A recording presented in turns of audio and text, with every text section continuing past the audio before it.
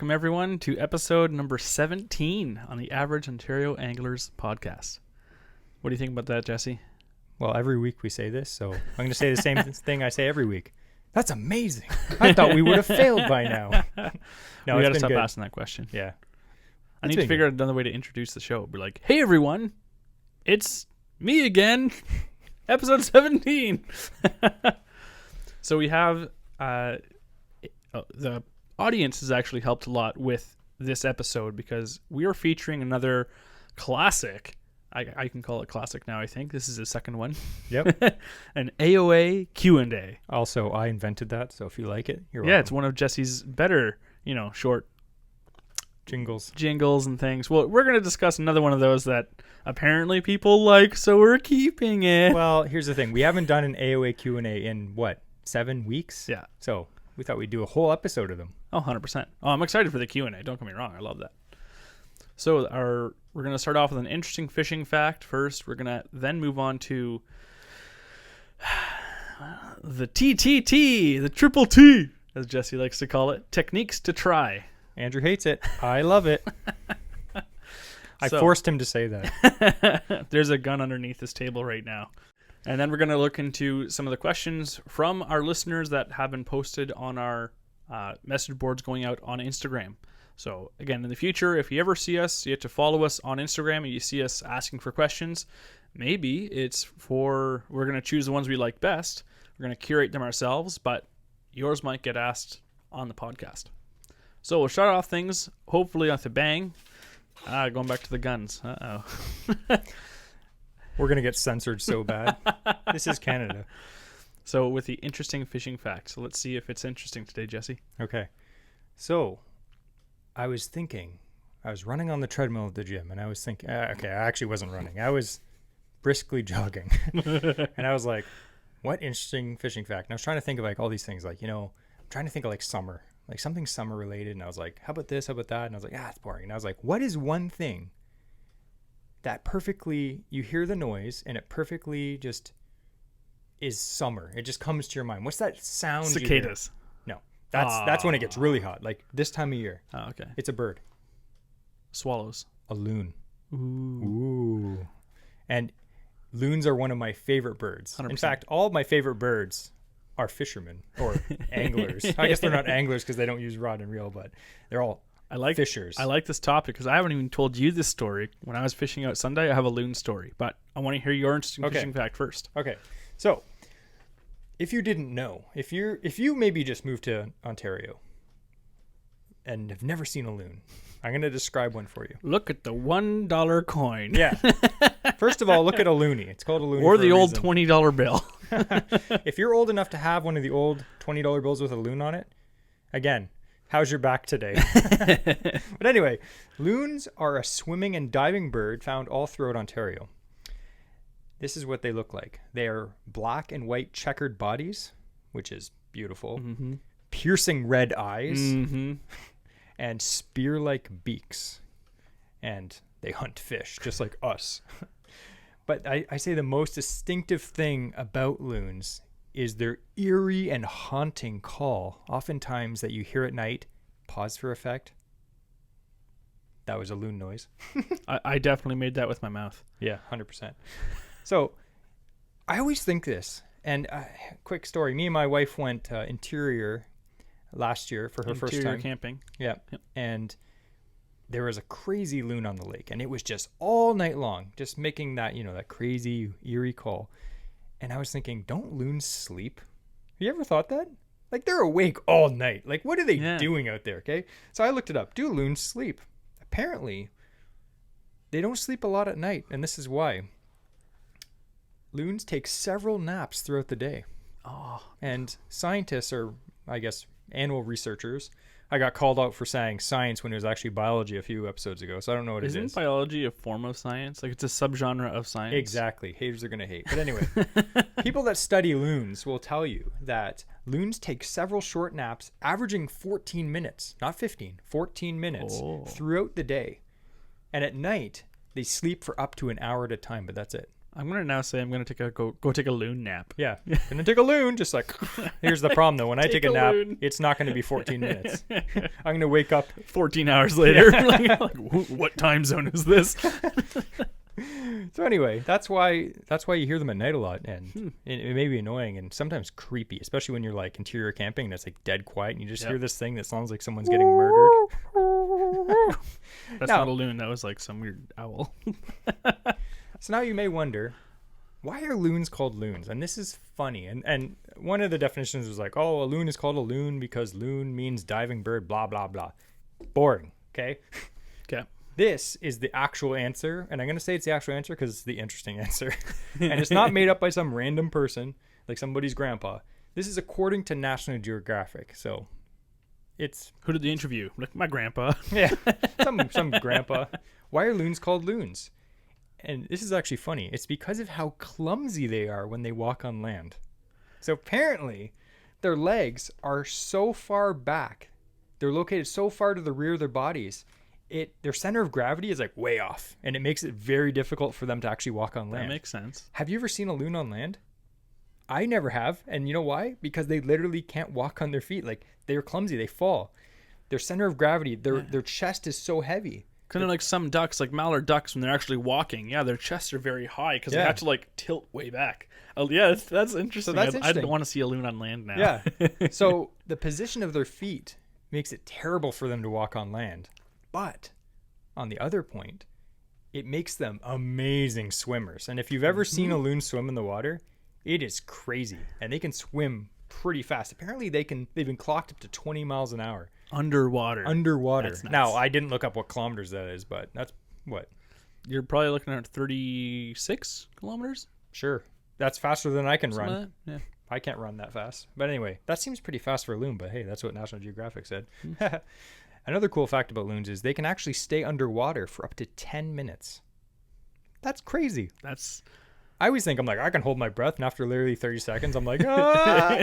Not like Tom Cruise in Mission Impossible 5. We're like, yeah. And when a loon comes up, you don't just hear it gasping for it. It's like, it just comes up and then casually breathes like it was nothing. Glares at you on your boat and it's like, you're in my territory, and dives again. Exactly. So what helps loons be such good divers? Because they obviously dive not just for fun. They're not Michael Phelps. They dive because they're hunting fish, just like us. Just like Michael Phelps. Yeah. So loons, much like Michael Phelps, are heavy. I'm assuming he's heavy. That guy's a monster. He's ripped, yeah. Yeah. They're heavy. They weigh up to 17 pounds. Now, Michael Phelps is built like a loon. Yeah. He's a bit of a loon. No offense. They have solid bones. So most birds, I don't know a lot about birds because I like fish, but most birds have hollow bones, which makes them lightweight so they can fly. I thought that was a criteria to be a bird, honestly, because loons have solid bones, which helps them be less buoyant and better at diving. So I'm assuming... And they can still fly, though, too. With solid bones, they can still fly. And they can fly long distances. And there is a whole bunch of information about how far they can fly and all that kind of stuff, but that may be another time. But that's one of the reasons they can dive so deep. And apparently they can dive up to 200 feet. 200 feet. So literally, like in Ontario, almost all the lakes around us that we fished, we have been in some lakes that are deeper than that. Yeah. But most of the lakes that are, in cottage country, the loon can easily hit the bottom anywhere. Yeah. No problem.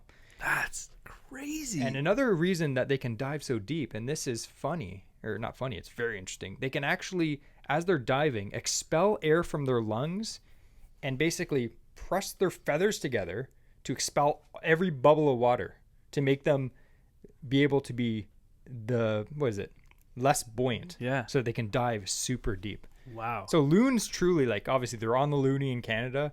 And the reason, again, that, we love loons so much is because I think we can relate to the loon. As weird as that sounds. It's so nostalgic, too. Yeah. Like whenever I see an osprey when I'm fishing in the Kawarthas, I always hold my two fingers up. I'm like, twins. Like, we're doing the same thing out there. We're both trying to catch fish. And oftentimes that loon, he's catching fish and I'm just watching him catch fish. Yeah. But same with loons. Whenever I'm fishing and I see a loon, I love it so much. Yeah. It's like, okay, 100%. Buddy, there's my loon friends over there. Yep. And the other thing that I relate to with loons is loons are very antisocial. You notice that generally speaking, you only see one or two of them in one area of the lake. Yeah. I've seen I have sometimes seen- a few of them yeah, together, like yeah. actually more than 10 at one point. But Yep. generally speaking, there's usually 1 or 2 loons, and that's it in one area of the lake. But loons are our friends. Make sure that if you see one diving, don't cast towards it, because you do not want to hook a loon, because that thing will dive 200 feet down, pull all your line off, and give you a heck of a fight. But anyway, I thought that was cool, because like loons are one of my favorite animals, and Yeah. they're beautiful. I never knew any of that about a loon. Tell me your loon story quick. So the loon, I was out fishing on Sunday, and I was fishing with a friend, and Not I me. look over. Yeah, no, you're fishing somewhere else. It's weird. Me and Andrew not fishing together. I'm just fishing. Just have a slow teardrop coming down my cheek. So I was casting with my new another shout out. I gotta shout out this guy. It's the Hashimoto Concepts. It was the mag blade. I was casting that out. First time actually throwing it on the water, and How was it? I loved it. I love that bait. I got a nice largemouth out of it too. Sweet.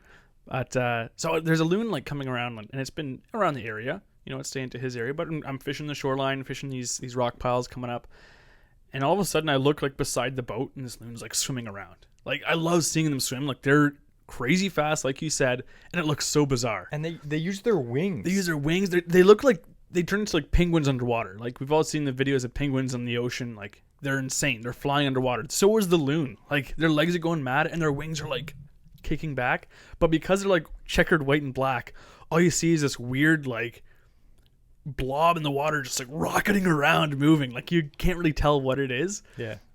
So all of a sudden I'm retrieving my mag blade, and I thought it was like this big there are musky in the lake, so I thought this is like a huge musky following this thing. I was like the head of a musky with his like mouth slightly open, because all I'm seeing is like band of like white like stuff coming towards it. I was like, oh crap, I'm like freaking out. He starts figure eighting. And then I see this, and then I see the beak, and I was like, oh, this is a loon. And I start ripping it in, because this loon's going after the mag blade, and I was like, this is a fishy lure then. Hunter, if it can fool a loon, then I have ultimate confidence in this bait. So yeah, that was the first time I've ever had a loon though come after like an artificial bait.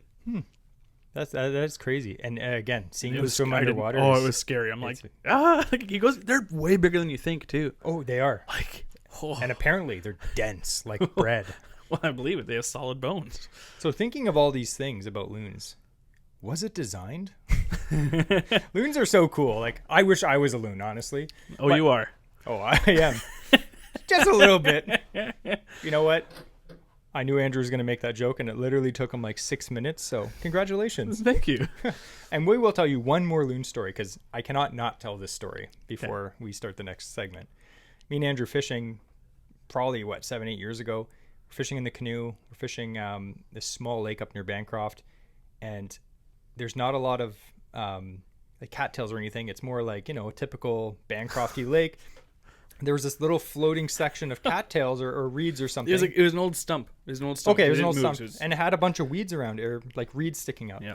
So literally, we were fishing for bass, largemouth. So we were throwing weedless frogs. So we were just casting, and at that particular trip, the fish were really skittish. So we were actually casting up onto the shore and then pulling the frog into the water, which is a cool tip, by the way. Yep. And we kept casting at this floating stump like island. Well, I was casting on. You were casting at it, and you were like casting just beyond or whatever, and I just kept nailing this thing like right in the top of the stump. Like, I'm like, popping it off. And we were getting closer to the stump, and we realized that there's a legit loon on a nest. On the stump. With all the grasses we couldn't see. So there's a bunch see. of grasses on one side. We got within 10 feet of this thing, and I look over. I'm like, Jesse, there's a loon here. Yeah. I've been casting my frog on top of this loon for the past 10 minutes, and it did nothing, and I felt terrible. That loon must have been absolutely angry. Every literally 30 seconds, a plastic frog smoked it in the head. It's like, oh, I feel terrible about that. and we got very close. As soon as you knew it was there, we avoided that spot. It's not like we were like purposely tormenting this loon. I would never do that. But we got some really good pictures. Like we didn't get super close, but we got close enough that it's probably the closest I've ever been to a loon. Yeah. It was sitting on its nest, so it was obviously going to protect its nest, but Yeah. it was very cool. But anyway, that's all about loons. I always feel bad when that story comes up. Like, Yeah. it's hilarious, but I always feel bad after. As soon as I remember that loon being there, it's just Poor Andrew. it's like throwing a brick through someone's window. Like, this is fun. All right, next up, we have the Triple T Triple T. You know what? We said, what is it? Techniques to try. We started it last week. That's T. Triple T. You have to do it too. Oh. No, that's quadruple T. Only do one. Yeah, never mind. I have no idea. Andrew's trying to make me do gang signs or something. It's sign language. Okay. That's pretty much gang signs to me. So we posted this question last week for Triple T techniques to try. What other name would you call it? Because we want help naming this segment, and we only had a few people message us, and they all said like, it was okay. So I guess it's staying. So it'll stay unless someone gives me a really good name. But I thought we could do a really quick Triple T. It's a cool segment, 100%. Yeah, and we're gonna do one every week the throughout the summer, and Andrew actually has the one next week. But I prepared the one this week, and I thought we could talk about musky fishing technique. Because musky season has been open for a few weeks now, and it's a technique that I've already caught 3 musky on so far this year. Not Ned anything rigging. giant. Yeah, Ned rig. No. So if you can see, if you're watching this on YouTube, you can see I have a bunch of KS tackle Medusas behind me. And you can see I have the big regular one. It's not that one. So I'm going to use the mini Medusa as an example, because in Ontario in early season, this is a very popular option. This is not a very big bait. I think with its tail stretched out, it's like, what, 12 inches? Like a little, 10 and a half. Yeah, it's not a big bait, and I think the total weight of it is like 3 ounces. It's not a heavy bait, maybe 3.5 ounces. But if you don't know what a Medusa is, definitely check it out. But we're going to describe it to you, and Andrew's good at describing things, so describe picture a mythical creature that has snakes for hair, Yes. and then when you look at it, you turn to stone. Now forget that, because this is a rubber bait that kind of looks like a dragon with 3 like rat-like tails or tentacles coming off the back, but it has a flat bottom, so it will kind of glide. Exactly. So it's a pull pause bait. So it's a big rubber bait, very popular for musky fishing. This is actually the second smallest size that Chaos Tackle makes.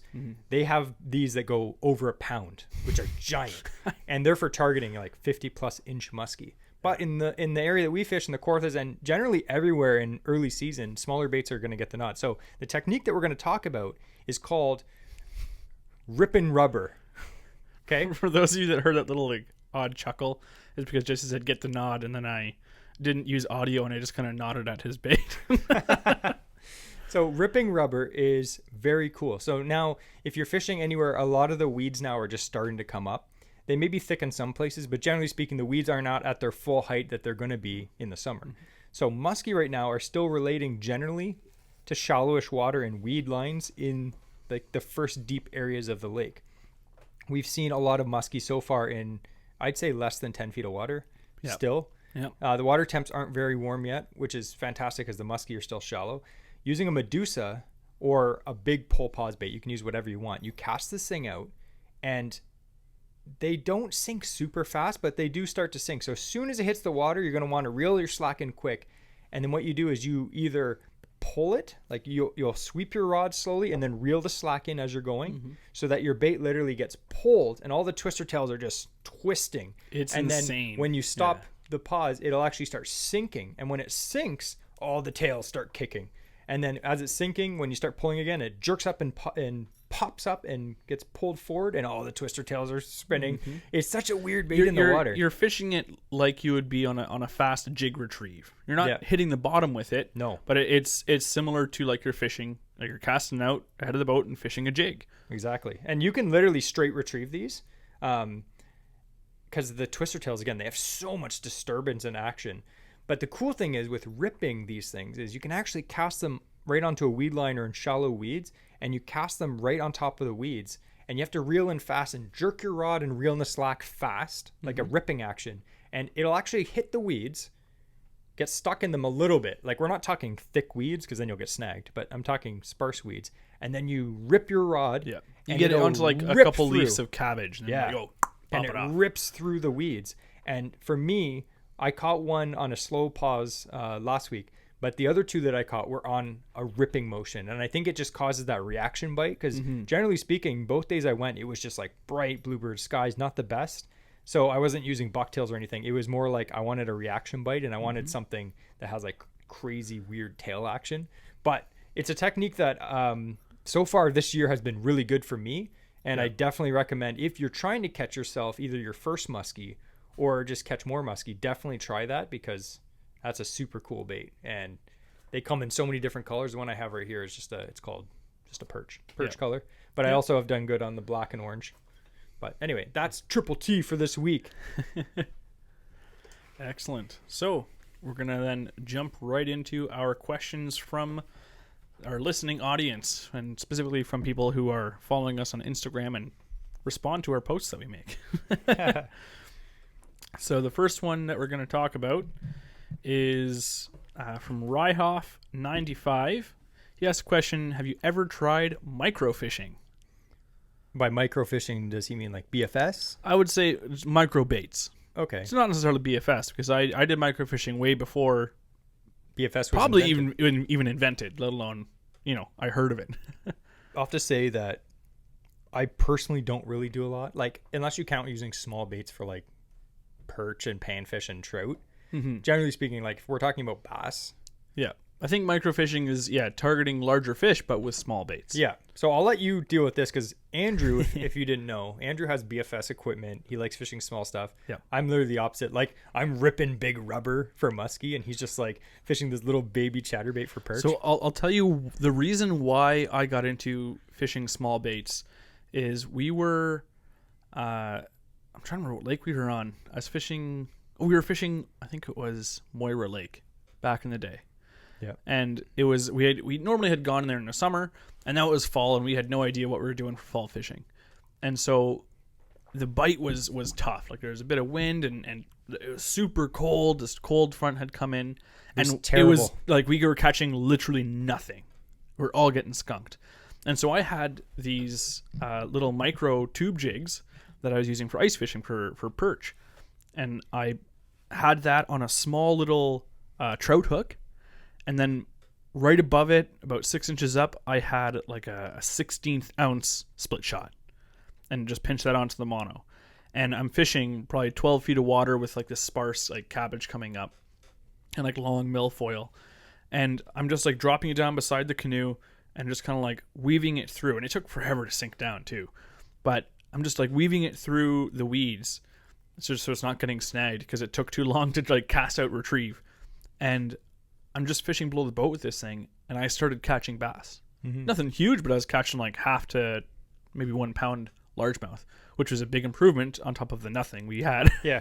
So for me, that's when it clicked. I'm like, there is 100% a place in my fishing tackle box for micro baits, and it's grown since then because now I'm buying specific gear and specific products for targeting these larger fish with smaller baits. So 100%, I think it's awesome. I do like the new micro baits that Z-Man has because it's soft plastics, especially the small ones, they get nipped. You're going to be getting a lot more bites from small fish, and they'll just rip off. So with Z-Man, I find they do last a bit longer. They'll still like snap and stuff because they're so fine. Yeah. But they they save a lot of re-rigging. Well, like for instance, we went crappie fishing early May. Yep. And we got some of the new Z-Man microplastics. The stingers and yep. And I forget the one that I got. Is it the Stinger? It's The like stinger has a little like point on the back. Yeah. Yep. And I think I bought it, and they come in a pack of like 8. Yep. Maybe. And I think that I broke 2 all day. Yeah. So that's not bad. And I went through almost a whole pack of 8 on another brand. They worked great actually. That was True North Baits. Yeah. And they did really well for me as the Wonder Bread little like whiptail ones. Yeah. I don't remember the name of them. The problem is any fine bait, I don't care who makes it, even Z-Man, they do get nipped. You do have to buy a few packs of them, but that's the cost of fishing. So like the True North Baits, they worked really well. The cool thing with the Z-Man is they have a bit more longevity. Yeah. But again, they're so small. Anyways, that's enough on microfishing. It's like Andrew likes microfishing because he relates to it. I'm a small man.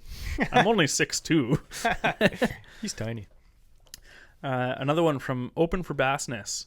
What do you think made Shimano and Daiwa the top 2?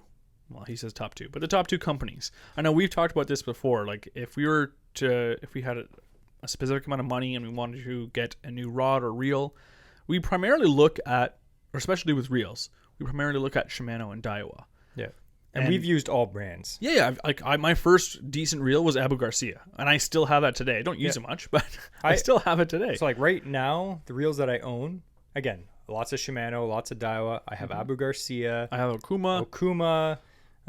What else is there? Penn. Fluger. Yeah. Penn. Yeah, I have a Penn reel as well. like tons of reels, like Yeah.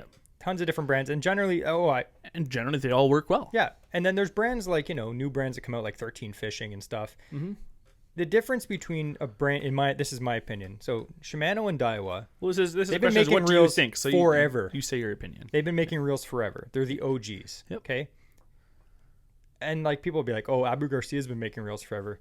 Old Abu Garcia made reels forever, and then they got bought out by Pure Fishing, and now they're made in a factory that they don't own. So my opinion that Shimano and Daiwa make some of the best reels on the market is because they own their own factories. It's not so much they're not making reels; it's they're not designing the technology in the reels. Yeah. Yeah. So like, say you have your own factory and you're making a product. If you have to make any little changes, you could be like, okay, we're fixing this. We're going to do this. We're going to improve with this. The quality control is fantastic. Mm-hmm. If you get another company to make your product, like a lot of other companies, like, do you think 13 Fishing makes their own reels? They don't. They get their reels made by a company that makes reels. And again, they're made to their specific specifications, but they themselves do not make reels. You know how much machinery and R&D and investment it would cost to make a manufacturing plant to make your reel? It doesn't happen. Yeah. If you think that your small company that you're buying reels from makes their own reels, they're not. Believe me. Shimano and Daiwa I'm pretty sure they're one of the only large companies that makes their own reels. Is that to say that other companies don't have good reels? Like, look at Abu Garcia. They don't make their own reels. They make great reels. Yep. Okay. 100%. And even like Amazon brands, like look at Cast King, Piscifun. They make good reels now. Like, it doesn't take a lot to make a good reel. The difference is, in my opinion, Shimano and Daiwa, they're the kings because they have had years and years to refine what they've been doing. Yes. The other thing I would add to that is, as consumers, we're getting very like adult about this. Yeah. As consumers, we generally want the latest and greatest. So because Daiwa and Shimano will have their own R&D and they create from the scratch, their ground up, their new reels, new technology, they're oftentimes the first reels to have that technology released to the public. And then it'll take 2-3 years and then trickle down effect, and then other companies will be able to copy that, other manufacturers will have that, and then all the reels in the market will have that technology. But if you want to have something specific that's the latest stuff, then you're generally going to find it with either Daiwa or Shimano. Yeah. And again, some people do not like either of those brands. That's fine. Yep. Some people are hardcore Abu Garcia fans. Some people don't really care about what reel they use. They just want to go out and catch fish. Mm-hmm. When you become a gear snob, most gear snobs are going to be using either of those brands. It's because they make the best. There are great reels. Like, there's some reels that I'm actually looking to get. I actually am looking at Abu Garcia musky reel. Mm-hmm. I think that's going to be one of my next musky reels because the Tranxes, the Shimano Tranx, they're so overpriced now. I just got a Pro Rex this year, and I'd say they're expensive, but they're reasonable. The Tranx is a lot more now, and Abu Garcia reels are in that reasonable price range still. So I actually want to try one of those. So I'm not against using different brands of reels, but if I had to buy only two brands, it would for me to choose between Daiwa and Shimano. I used to be a Shimano fanboy. That's all I bought. And then I started buying slowly Daiwa, and Daiwa has slowly started winning me over. Mm-hmm. I find for the money, this is just my opinion, but I feel like for the money, you get a better high-performing reel at a slightly lower price than with a Shimano. Yeah. Like, for instance, one of my favorite reels ever is the Daiwa Tatula SVTW 103. I've recommended that to so many people. Mm-hmm. Everyone that's bought it has messaged me back and been like, that's such a great reel. It has the air brake, so it basically doesn't backlash. It's lightweight. It's a workhorse. Yeah. It's fantastic. I'd put it against my Corrado DC any day, and it's $150 less. Yeah. So like, that's the difference. You're going to have to try different reels and see what you like. But really, if anyone asks me what reel to recommend, I would just say buy the best Shimano or the best Daiwa that you can afford. Yeah. Good things don't go on sale either. That's another thing I want to say. You ever go to a tackle shop and they have certain brands of reels, and you probably know who I'm talking about. They're always like, oh, 50% off, 70% off. Good things don't go on sale that cheap. Okay. They go on sale like that because the next gen's coming out and they've got to push them through. Yeah. Good things don't go on sale that cheap. If you want something that's going to last, you're probably going to have to pay, full pop retail or maybe just no tax, not 70% off. Yeah. Anyway, rant over. We'll have a little fun one here because it's a very quick answer. Okay. This is from Elementary, my dear. Pancakes or French toast? That's a hard one. I like French toast. I like pancakes. Yeah. We don't really go out for breakfast. No, we don't. Because if we're going up early in the morning, we're going fishing. Yeah. And our breakfast is literally coffee. a disgusting bland coffee by the time we get to the lake that has sawdust. Or in we it. get hungry by like 11 or 12 or like 2 and we just open a cold can of chili and eat that. We're like, first meal of the day. I'd have to say pancakes, and the way that I like pancakes is actually kind of weird. I like pancakes with peanut butter and bananas on them. That's pretty good. It's I like French toast. I don't like it dried out. I like it still like moist. Yeah. Put some of that bait fuel on it. Moist. Oh yeah. Delicious. Maple bait fuel. Yeah. All right, moving on. We have.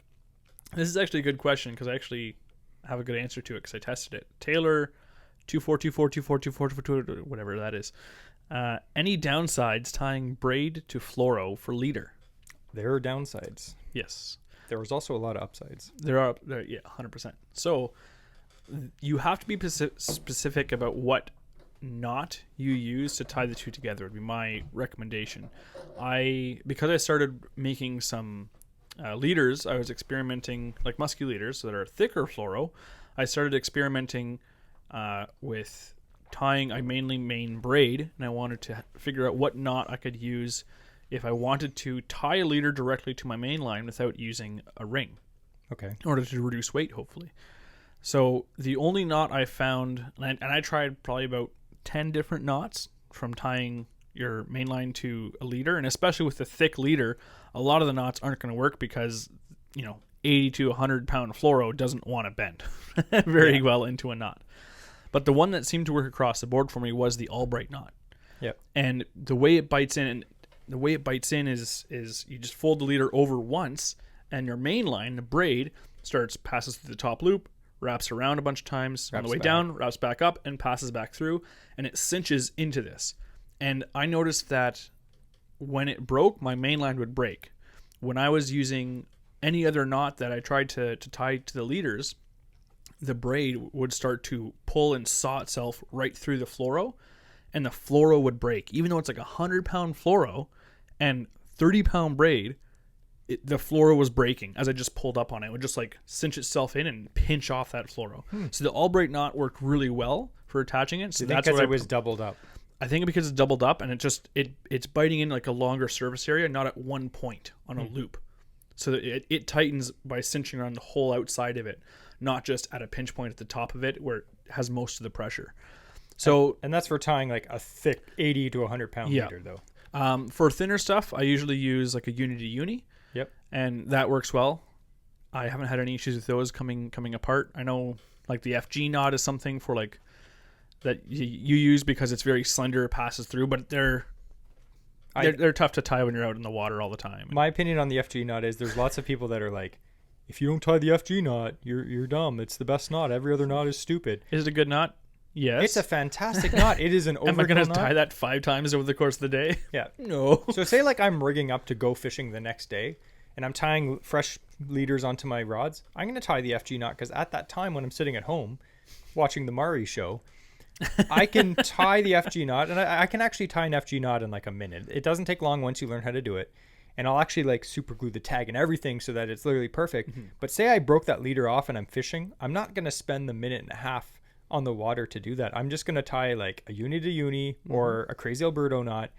Those knots aren't as strong as an FG knot, but they're almost as strong. Yeah. If you're breaking knots when you're you're fishing, your drag is overset. Like you're doing something wrong. So if you don't learn how to tie the FG knot, guess what? You'll be fine. Tie another knot that's good. So the two other things I would look at with whatever knot you choose, and it's something else that I was thinking of when I was tying on those thicker leaders.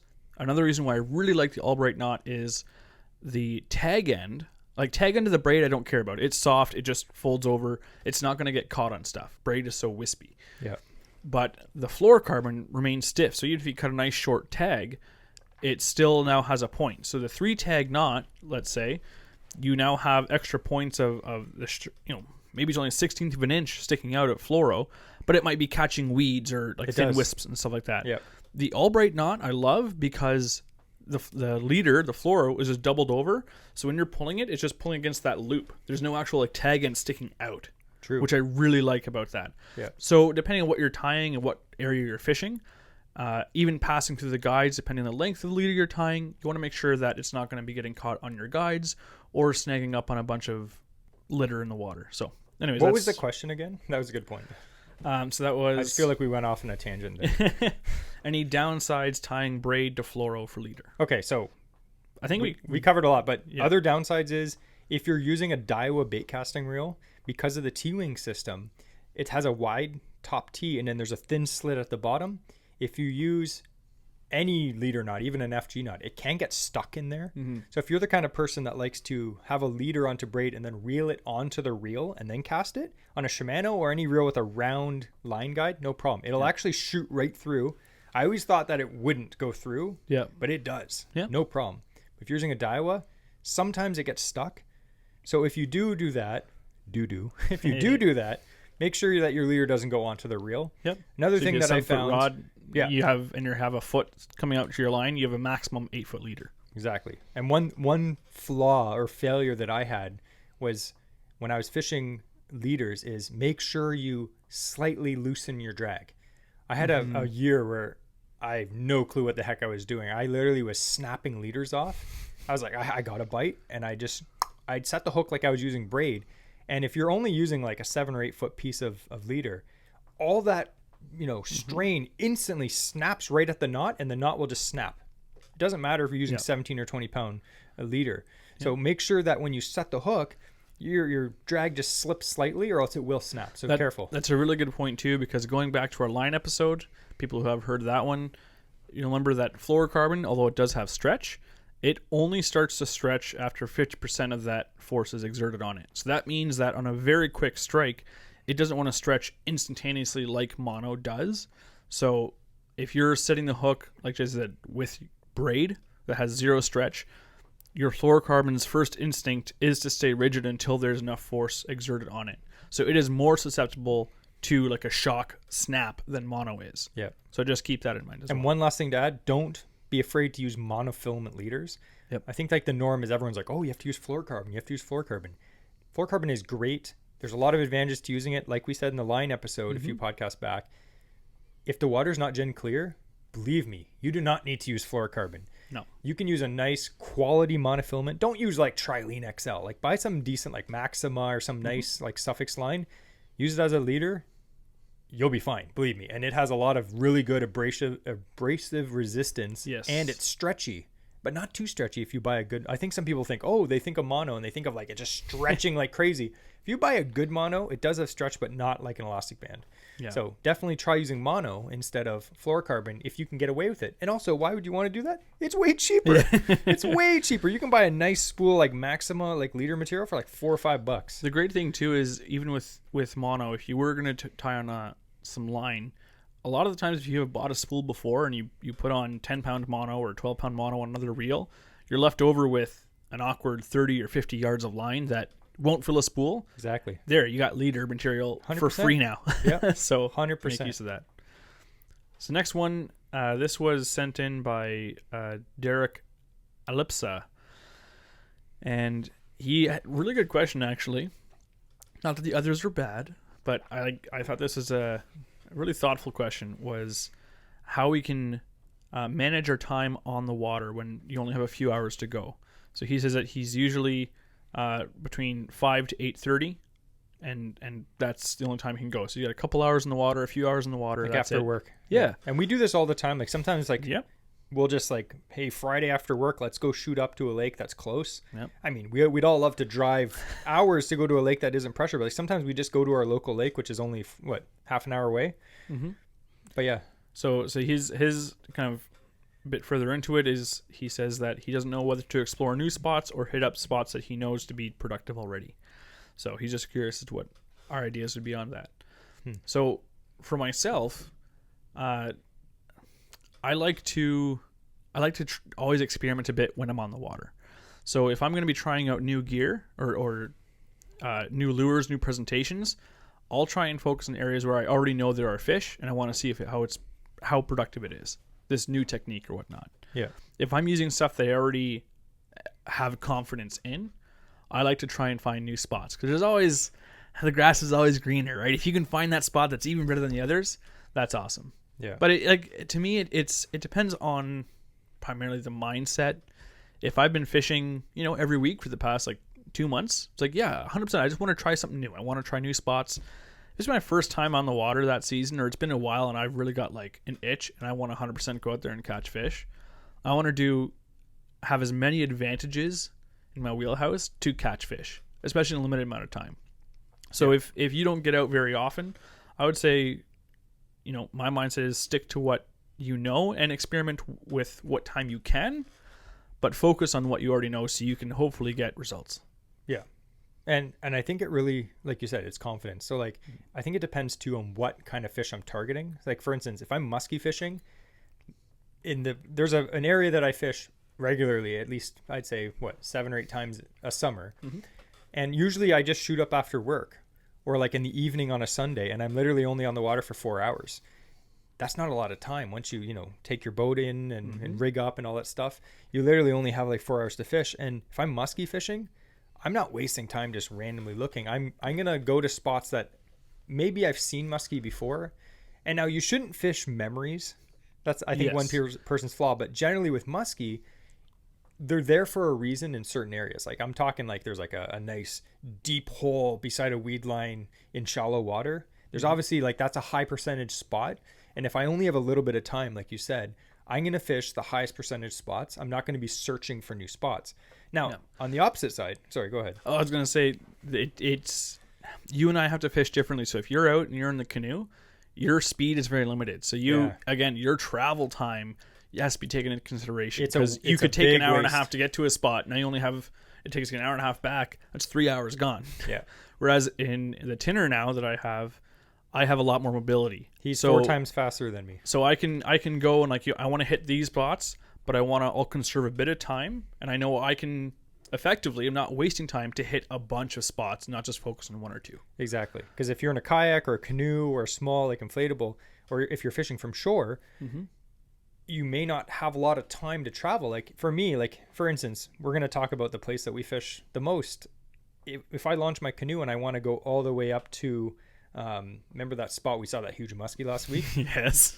So it's about 1.5 kilometers up there. So if I get in my little sports pal with a little 2.5 horsepower, it takes me a considerable amount of time to get up there. Half hour, 45 minutes, something like that. At least maybe 20 minutes, 25 minutes. Yeah. But that's a lot of time that I could be fishing. Now everyone's like, oh, you could troll. It's I can't really troll because it's super weedy. In Andrew's boat, he can literally be there in 5 minutes.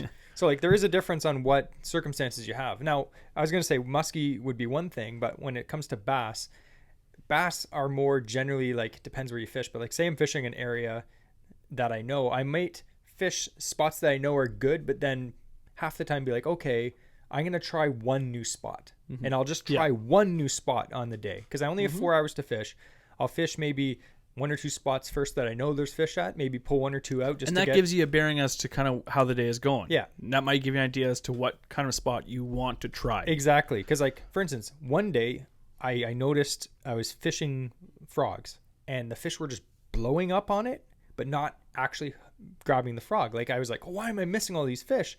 And then I actually had a fish blow up on it and I didn't set the hook at all. And the frog was just bobbing there. And I noticed that the fish weren't actually eating the frog. They were just kind of boiling on it. And that made me think, okay, they're not hitting the frog. So I did try a different color because sometimes if you're using a white frog, switching to a black frog can actually make a big difference. I don't know why. They just smoke it. But I tried a bunch of frogs, nothing. So then I was like, okay, they're not hitting frogs. So I got to do something else. So I started flipping. And that was lights out. Every spot I went to, every clump of lily pads, I was catching 1 or, not huge ones, but 12-incher here, a 2-pounder there. And then I noticed as well that it was all small clumps of lily pads. There's huge beds of lily pads. I wasn't catching anything in them. And then you'd see maybe 10 lily pads floating in the middle of the flat. You'd flip out a bait. As soon as it hit the water, boom, fish would grab it. You have to find the pattern, but you have to do it quick because, you don't have a lot of time. Yeah, that's probably the best tip I would say is find the pattern, using the spots that you know that you're used to, to establish how you want to progress the rest of the day. And if you've never fished the lake, do research. Yeah. Oh, look even on Google Maps. Yeah. You can say, okay, let's look at the direction. Wind generally travels this way. Yeah. So you look for, those bays where you either want wind blowing in for whatever you're fishing, whatever season it is, or you want the wind blowing out of that bay. Or depending on your boat, you don't want to have wind blowing at you. If you're small craft, you want to fish, the sheltered areas. And we found, I remember a few weeks ago, you were showing me on your phone, you're like, oh, there's this lake that we fish. And you were like, look, there's a shoal here. And you could see it from Google Maps. Yeah. Now, like that's obviously it was a big shoal, so you could see it. You may not be able to see every little spot, obviously, but like you can learn a lot from Google Maps. Yeah. And again, you might go there. The one that I showed Jesse, and I was like, I want to try that. And I went over there and I looked at it. And I was like, meh. Yeah. It didn't impress me. And I knew other spots are better, so I went over to them. Unfortunately, it's all about time on the water. It was worth checking out, 100%. For sure, because now you know not to go back there. Yeah. Yeah. It's all about time on the water. And unfortunately, there's no like hard and fast rules about how to find fish. Yeah. Again, we're not professionals. We're only average at finding fish. So another one is for Wacky rigs. This is from Supernoof71. Yeah. East Coasters. Yeah. I like that guy. So weighted Wacky or normal Wacky? It depends. Like, obviously, that's a loaded question, but I actually, for a long time, used a weighted Wacky because you probably figured this out about me. I'm not a patient person. Okay. I like power fishing. We talked about Senkos last week on the top bass lures. I hate lures that are not efficient. Sometimes, like if I can get away with it, I want to flip a bait in with a heavy weight and it just plunges down to the bottom to get that reaction strike because I can cover 10 times more water and find active fish instead of waiting for a wacky worm to slowly sink to the bottom. Does it catch fish? Yes, but I can also catch that same fish probably on a flipping bait and cover 10 times more water. I go for the odds of finding active fish, but when the fish are moody and finicky, a weightless one is amazing. For me, I'm a big believer. So again, when I tie on a Wacky rig, it's because other stuff isn't working or it's my follow-up bait. Yeah. So I know there's something there. It's worth me for me to wait it's worth it for me to wait for it to sink down slowly. Yeah. I want it as slow as possible, essentially, enticing that fish for as long as possible in that finite area. So for me, I like unweighted because I'm not trying to cover water with it a bunch. It's for I know there's a fish there and I'm willing to I'll wait the 30 seconds for it to sink down 10 feet into that like log jam that I missed something on a jig with. And then usually when you start reeling in, the fish is on. Yeah. Yeah. Now, that being said, in general, if I'm fishing in less than 6 feet of water, it's always generally going to be unweighted. Yeah. And if I'm fishing deeper water, I don't like a super heavy weight, but I had for a while those like VMC Wacky hooks. It has a little weed guard on it, but it's just like a 16th ounce weight. Yep. And I do notice it does really give the wacky worm a lot more action because it's actually pulling it down and the wacky worm's just flopping down there. I have noticed that they worked good. So, I mean, like it's up to you. If you fish, again, we generally fish the Kawartha Lakes, which are generally speaking weedy, shallow. But if you're fishing deeper water, 100% a weighted one. And another thing too is don't get hung up on, Senkos are the best. And because you can have them unweighted. Try other baits unweighted. You can, guess what? You can take a beaver bait, hook that Texas rigget, and just cast it out unweighted. Yeah. And that thing will slowly like glide down. Guess what? Fluke. Like a fluke, right? I love the fluke. Yeah. Try other stuff and you can rig it however the heck you want. But try other plastics unweighted. See how they act. Because, you may not be getting that huge action that you normally see off these baits. But you don't get a huge action off a wacky rigged worm anyways. So that subtle presentation might be the deal. And having unweighted might be just awesome. Yeah. So to answer your question, both. Super Noof's like, what the heck, guys? Come on. You haven't answered any of these questions. He has the thumbs up on our video on YouTube, and he just put it to thumbs down. Dang it. So I'm weighing in at unweighted. We actually, speaking of this, we'll get into depth because next week's episode is all about fishing stick baits. Yeah. And we have a really cool stick bait sponsor. Nice. We're going to get into that next week. It's a secret. It is for me. It is. I haven't told Andrew yet. So the next question from Patrick Burke. Best 3 colors for the Kawarthas. So the Kawarthas is a huge... Are we talking bass, walleye, musky? I would say... Let's talk bass because it's bass season. It's bass season. Okay. I'm sure that's what on people's minds. It was just bass opener. Yeah. And I guarantee someone right now is like, bass are dumb. I literally had a guy message us on Instagram saying, bass in Ontario was overrated. I'm like, let me guess, is he a full-time steelheader and nothing else matters? well, he's a private account as usual, but I was like, how is bass underrated? Ontario bass fishing, like for smallmouth, is world class. Yeah, it's underrated. But anyway, Kawarthas, let's talk bass. I'm going to talk largemouth, you talk smallmouth. Okay, you go first. White. No, okay. Yes, I agree. White or white with chartreuse in it. Yes. Just something bright. Yeah. How about you? Largemouth color. Largemouth, green pumpkin. Something like that. Like just a natural green pumpkin color. That's going to do good for largemouth and smallmouth in any Kawartha lake. Or any lake in North America. Yep. I was going to say, a green pumpkin as well. I like the green pumpkin that have like a bit of white in it too. Yeah. Actually, a really cool color that Evergreen has. It's called, I'm sure a lot of other guys have it too. It's called green pumpkin shad.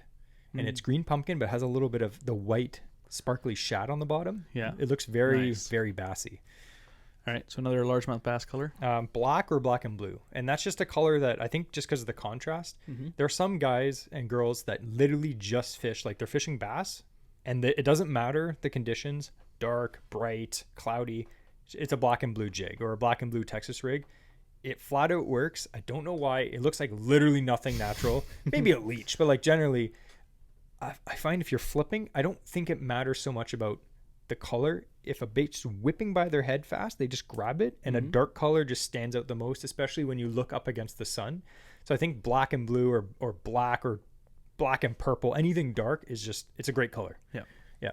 The third color I would say for smallmouth is like a brown or reddish brown. Yeah. Like again, black works, perch colors work. They're all like great. Just like a crayfish color. Yeah, like a nice crayfish color.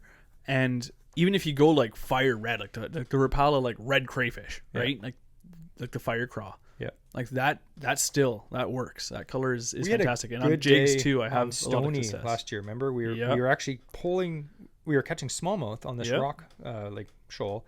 And one of the smallmouth we caught, I looked in its mouth and it had like a full out craw in its mouth and it was literally red. Remember that? Yeah. So I put on a fire craw chatterbait and we started smashing them. And I'm like, coincidence? I don't know. But the crayfish were literally red. So yeah. So yeah, for me, it's kind of ranges between brown and red. But yeah, it's oftentimes I'll have like a brown jig, but I'll tip it with, red craw. Yeah. Trailer. And then I'd say like just one color that I think just does good anywhere is just like a perch imitation or a bluegill. But like perch for me, like if I'm fishing like a jerk bait or especially in the Kawarthas, perch are all over everywhere. The place. And they're all like 3 inches long. And everything eats them. Walleye, bass. And I think the colors that we mentioned, green pumpkin, black and blue, white, and perch, that is for everything. That's for walleye, that's for bass, that's for musky. Can't go wrong. Musky, I would add black and orange. Yep. Okay. 100%. But, yeah. So another question here, I don't know who this is from, but they messaged us directly. So he's saying that he has 2 rods and reels when he goes fishing, and he fishes the Kawarthas mostly for pike and bass. Okay. So he doesn't have like a whole bunch of rods like we do on the boat. he has 2, and he's wondering what the best way to change lures is. So he says normally he uses wire leaders because, again, pike in the area. I fish leaders a lot of the time. Whenever there's pike around, I fish leaders a lot. I always risk it for the biscuit. But he says, and which is my issue, using when he goes through weeds or uses a frog, the leader gets caught. Yeah. So, again, I kind of talked about this already with tying braid to fluoro because that's what I do. And what I've started to do is I've making my own leaders. I'll sometimes tie directly to the leader using that Albright knot. So there's no split ring, there's no swivel, nothing. Because again, unless I'm using a spoon or a spinner, I don't see the need for a swivel. Yeah. So, and again, you can have just a small solid welded ring, but I find using that, just tying an Albright knot directly to the leader, it's a fluorocarbon leader for pike, which I prefer over steel. We talked about that in another episode as well. But again, that's personal preference. But that slides right through the weeds. Weeds do not get caught on the leader. And at the bottom, I'll have a little crimped section that has either a fast attach, which is like a little twisting attachment. So you just twist it onto your bait and it clips in, and then you untwist it. And we like those. I like those because, again, as things are coming down your line, at the top of that fast attach, it's just a single ring. So nothing for it really to get caught on. and the clip on it doesn't have like weird metal arms poking up. They're all pointing towards your bait. So there's no exposed points of that steel fast hatch that's actually pointing up your main line to catch anything on. There are a lot of snaps that literally are terrible in weeds. Yeah. Like you look at a crane snap or a crane swivel, and it has the top piece of metal when they're kind of pinched in to create that loop. The top piece of metal is pointing up your line. Yeah. And that's always gets covered with weeds. Catches everything. So that's what I would recommend is even if you're for anything, getting the fast hatch style will help a lot. Yep. Or they have other micro snaps that have they're more enclosed. The VMC makes they're like a teardrop shape. Yeah, the crankbait snaps are pretty good, and they're strong too. So again, look for ones that don't have any exposed metal that's pointing up your line.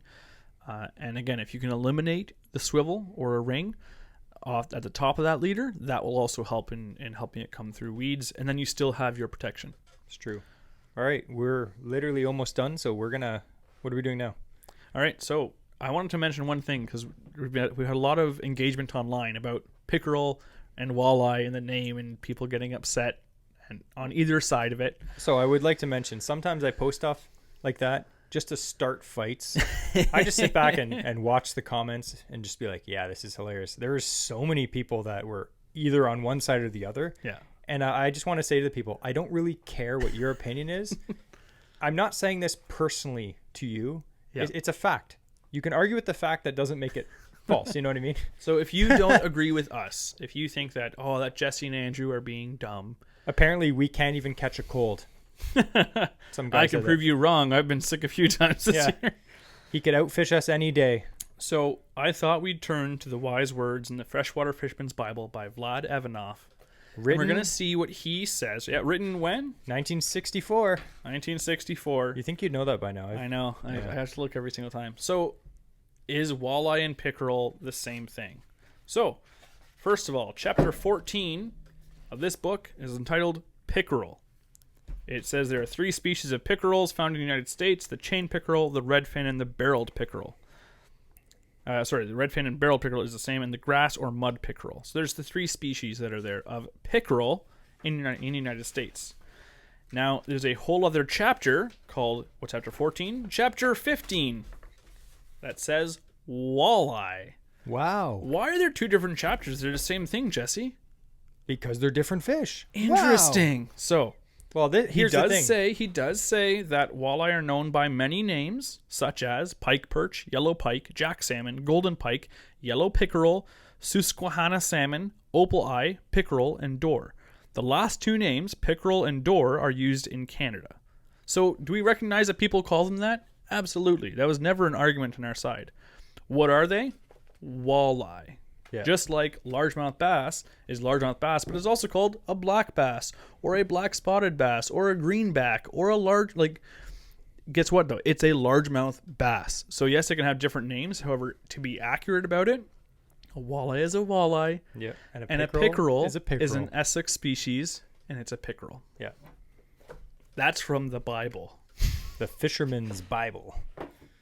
So it was funny though. And if you have I bring that up just because I'm like, people are getting upset about this. So that's funny. Why I brought it up. If you want to have a laugh, check out our Instagram, check out that post for the comments. Just literally look at the comments, and so many people. I haven't been insulted so many times on Instagram. Just people calling me a complete moron. But you know what? Those insults roll right off us like water off a loon's back. Exactly. And we dive to the deep depths of we don't care, and then come up after holding our breath for 5 minutes. 10 minutes. Whoa. Oh, sorry, 10 minutes. So that was a fun episode. And I like that. I always like the Q&As. It's nice. We used to do them all the time, and I think we're going to start doing them maybe once a month. Yeah, we're doing it more regularly because, again, we have a lot of questions from you. We love the engagement we get with our listeners, and if we have the opportunity to give you a shout-out on... I was going to say on the air, not that this is like radio, but if you get a shout out on the podcast, I mean, that's always fun. Yep, for sure. And next week we have, again, like we said, we have an episode all about fishing stick baits or Senkos. Yep. And we have a really cool giveaway. Now, again, people that call walleye pickerel, do you call yum dingers Senkos? We'll find out next week. Do you call all stick baits Senkos? Because guess what?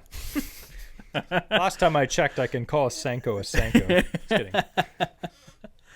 Anyway, we're looking forward to it. We actually have, and if you're one of those persons that doesn't fish for bass, you're going to hate this podcast for the next few weeks because we love bass fishing, and the next few podcasts are about bass. Yeah. And bass is the largest, I would say, freshwater species industry. Yeah. So of course we're going to be mentioning a fair bit about that because there is so much information, so many techniques as well, and such great fishing around here for bass. It just opened. So this past weekend, Zone 17 opened. This weekend, a lot of the other zones, like Zone 15 and a lot of the other zones, open for bass. So like it's on a lot of people's minds. You want to get out and fish for bass. And really, it's the shortest season of pretty much any freshwater fish in Ontario is their bass season. Good season, yeah. I think the season closes like late November, December. Like no one's fishing for bass that time of year. Well, not us in canoes anyway. Anyway. So thank you very much for listening again.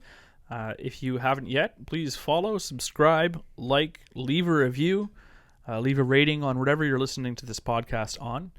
We also have Patreon, which we mentioned a couple times before. You can find that Average Ontario Anglers there on Patreon. There's be a link posted below. You can, for just $2 a month, if you'd like to support us, there's that option, or just a one-time donation. That's completely voluntary. It's just something that we'd like to put out there because people have asked in the past, how can we support you? And now we have an avenue for people to do that. So it's like buying one of us a coffee. Yeah. You're buying Jesse a coffee. Not me. I don't deserve one. Oh, and I would like to add one thing quick. If you watched this show a few weeks ago, Andrew gave me the fish trophy.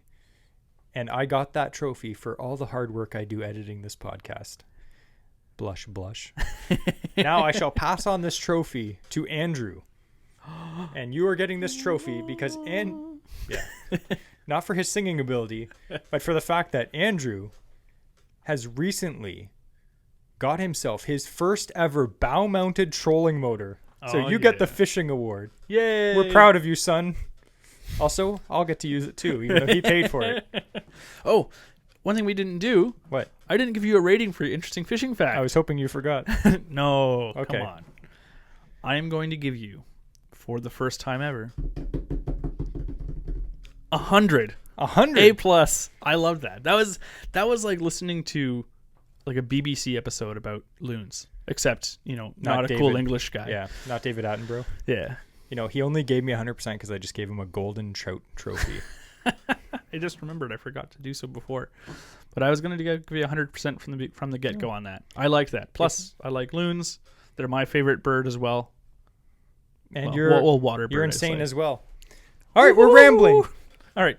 Thank you very much for listening, and we'll see you next time on Average Ontario Anglers.